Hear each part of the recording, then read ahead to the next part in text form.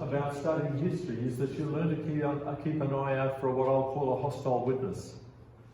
So how did the Jewish leaders in their writings refer to Jesus? We're talking about outside of the Bible. This is not in the Bible. This is the Jewish Talmud.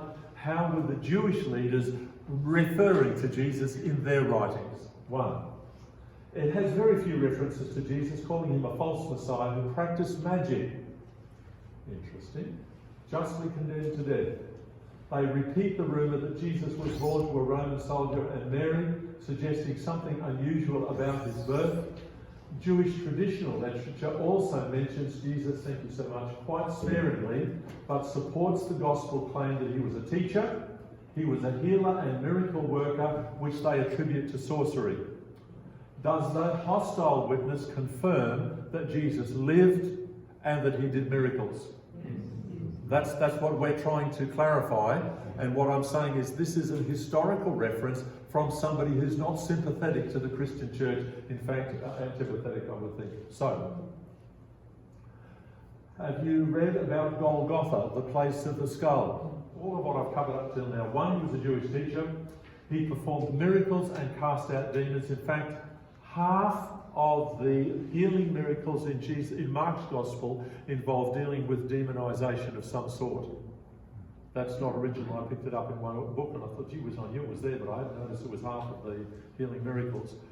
I'm currently working on a book on leadership, and I've actually devoted a section to dealing with that issue of what do we do when we meet someone in Western society who says they are a split personality? Does that kind of remind you of anything?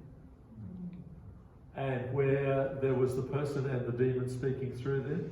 So I've done some research, we're not going there tonight, but pester me if you would like to.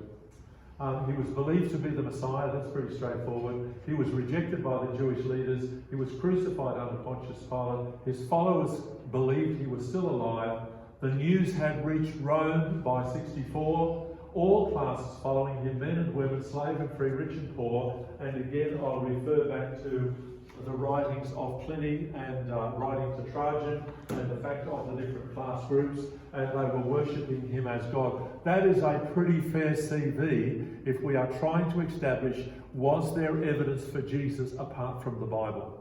Put it all together. Josephus, the Roman historians, the Jewish writers, the letters of Paul, the Apostolic Fathers, strong evidence that Jesus confirms all the essentials found in the Gospel. Gary Habermas details a total of 39 ancient documents documenting the life of Jesus. 24 sources cited, including several of the early creeds, specifically concern his divine nature, to suggest that the founder of the world's largest religion never existed is astonishing. Hello? Is it not a reasonable question to say, where did all this come from? Just a bunch of blokes throwing some ideas around? Or was the magnificent character who in so many ways strides through the pages of history? You cannot understand history without Jesus of Nazareth. It was quite correct in changing the calendar to AD, which stands for Anno Domini, the year of our Lord.